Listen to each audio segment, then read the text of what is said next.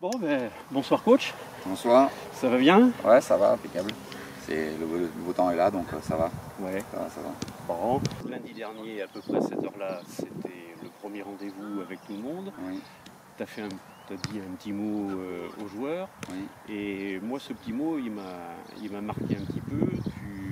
Surtout pour les nouveaux, tu leur as dit, effectivement, Chauvigny, c'est un club stable, c'est un club un peu familial, mais pas que. ouais. Et tout de suite, tu as engagé le propos sur l'importance du résultat, sur les objectifs, tu as une crainte un peu que les joueurs fassent un complexe par rapport à cette nouveauté, parce que la Nationale 3, Non, c'est nouveau pour Chauvigny. oui, voilà. Je pense qu'aujourd'hui, on est un club de DH qui va jouer en National 3. L'objectif, ça va être de devenir un vrai club National 3. Pour ça, il faut s'implanter dans cette division-là. On sait que ça va être très compliqué. Voilà, tous les ans, les promus souffrent énormément dans cette division. Quand ils ne redescendent pas, ils se sauvent dans les dernières journées. Donc je pense que cette année, ça sera la même chose. Ça va être long, ça va être difficile et encore plus pour les promus. Maintenant, l'idée, c'est voilà, on va découvrir une division, mais on a envie d'y rester. Et c'est pour ça que voilà, de toujours faire référence à notre petite ville, tout ça. Voilà, j'ai aussi envie que l'équipe elle soit ambitieuse. Maintenant, il faut qu'on garde beaucoup d'humilité pour les raisons que j'ai évoquées avant. Mais on doit aussi avoir envie, quand on rentre sur le terrain, de poser des problèmes à l'adversaire et de faire les meilleurs résultats possibles. Donc c'est pour ça que j'ai voulu aussi donner le tempo à ça, parce qu'il est hors de question de laisser les adversaires faire, sans qu'on nous pose résistance. Donc voilà, avec nos moyens. Alors toi, par rapport à beaucoup, tu as joué à ce niveau-là, tu as entraîné déjà à ce niveau-là. Il y a une vraie différence par rapport à la R1? C'est plus qu'une différence. Je pense que c'est un gouffre. Le gouffre, c'est vraiment. De toute façon, on passe d'un championnat régional à un championnat national. Et voilà, je pense que très sincèrement, il y a une énorme différence entre l'exigence et le niveau du premier championnat national qu'on va découvrir, l'ex-CFA2 ou la National 3, et les championnats régionaux. Donc voilà, Il faut se préparer à ça. il faut se préparer à ça, il fallait faire un effectif, il fallait réussir aussi l'intersaison. C'est pour ça qu'on a pris des joueurs qui étaient habitués à ce niveau-là. Mais voilà, il faudra au moins ça. Et surtout, il faudra que ceux qui n'ont jamais joué ou ceux qui ne jouent pas l'an dernier se mettent au niveau rapidement. Et dans les joueurs, il y a aussi le coach, il y a le club, il y a tout le monde, quoi. Il faudra répondre aux exigences et on doit tous faire plus et mieux.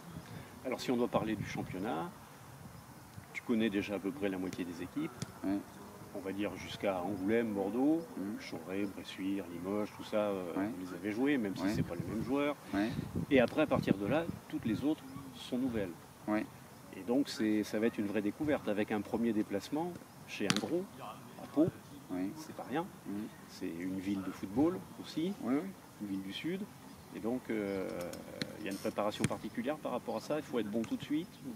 Ben, dans notre cas, on peut pas se dire là on va prendre 3 points, là-bas ça va être dur, on va pas en prendre. On peut pas choisir nos matchs, c'est pas possible. Il faudra jouer tous les matchs. Il y aura 3 points en jeu à chaque match et on va pas commencer à compter. Voilà, on se présentera chaque fois sur les terrains pour prendre le maximum de points possibles. Mais voilà, on ne sait pas où on les prendra, on ne sait pas quand, on va pas compter comme ça. On démarre par 2 déplacements sur des équipes qu'on connaît pas du tout. Mais bien sûr qu'il faudra être prêt le 18 août et le 25, mais il faudra aussi être prêt en octobre, en novembre, en décembre, en janvier, en février. C'est toute la saison, quoi. Voilà, donc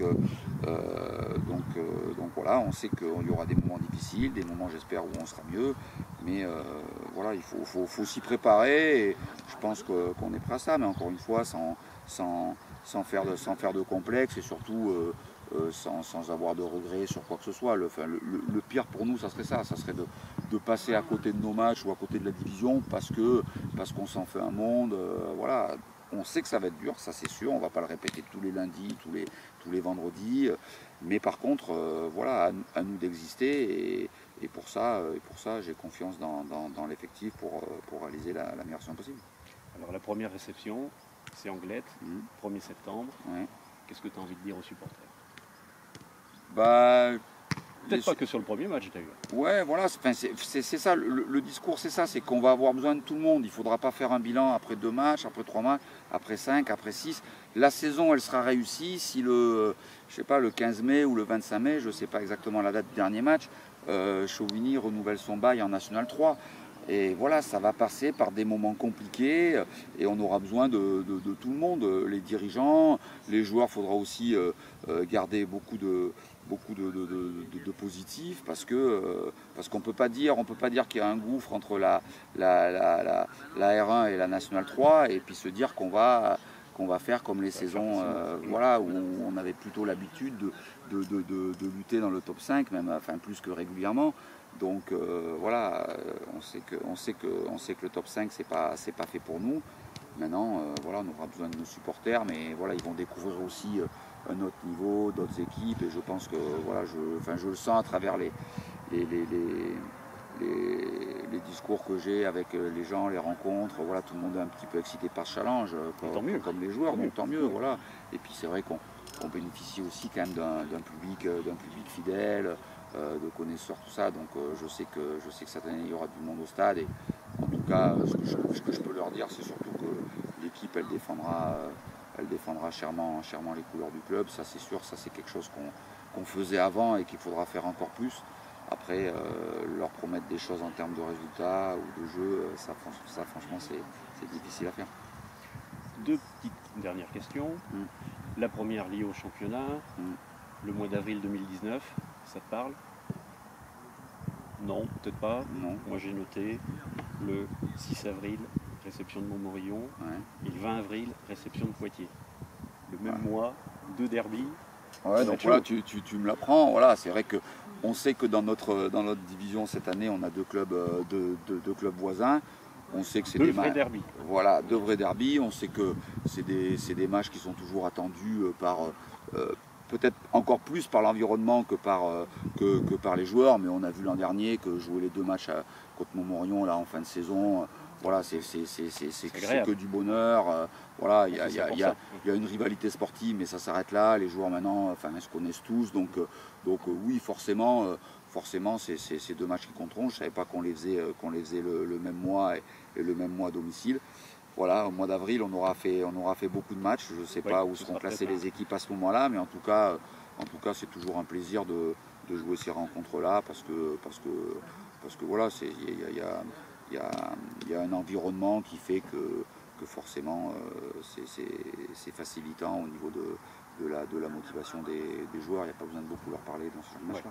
Là c'est vrai que c'est assez simple. Voilà, la causerie d'avant-match. Elle est faite toute seule, donc voilà. D'accord. Très bien. Et puis alors une dernière petite question, on est dans cette phase de préparation, ça fait 5 entraînements déjà, plus axé sur la préparation physique. Là on est dans la montée en puissance, tu sens tes joueurs captifs. Comment tu prépares un entraînement? Tu en fais plusieurs à l'avance? Tu réfléchis en fonction de celui de la veille? Comment ça se passe? Alors dans la préparation, voilà, la programmation de la préparation elle est planifiée. Alors bien sûr qu'après, notamment sur le volume de travail, sur les filières qu'on travaille, forcément que ça c'est planifié avant. Après dans l'année, ça peut évoluer un petit peu en fonction du ressenti, en fonction de ce qu'on a vu dans les matchs, dans le travail tactique, voilà, du ressenti aussi. On peut sentir le groupe fatigué un petit peu, puis modifier quelques séances qui n'étaient pas prévues légères à la base. Bon voilà, moi ce qui m'intéresse c'est de toujours garder de la fraîcheur mentale, l'approche psychologique. Je pense que c'est très très important pour un footballeur. Moi j'ai des joueurs qui travaillent, qui sont pères de famille. Donc on essaie toujours de faire en sorte que voilà, le plaisir de venir au stade soit toujours important. Donc c'est pour ça. Après dans le contenu des séances, forcément en début de préparation on a des séances assez lourdes en termes de volume, et puis après on va réduire un peu le volume pour augmenter l'intensité, pour arriver sur une semaine d'affûtage avant le championnat. Et puis après dans la première partie de saison, toujours forcément en début de semaine, il y a toujours les séances un peu plus fortes et contraignante au niveau athlétique pour aller sur des fins de semaine un peu plus sur la préparation tactique, préparation de match. Voilà, c'est toujours un petit peu les mêmes choses. Très bien, merci beaucoup pour ces quelques minutes, c'est une première, on essaiera de se voir comme ça de temps en temps, ça sera sympa, et puis on va essayer de voir les joueurs aussi, et puis aller à l'US Chauvigny. Alors on va croiser les doigts, puis on va tout faire pour que la saison soit agréable pour tout le monde, les joueurs, le club, les supporters, enfin tous ceux qui nous suivent de près ou de loin. Parfait, merci.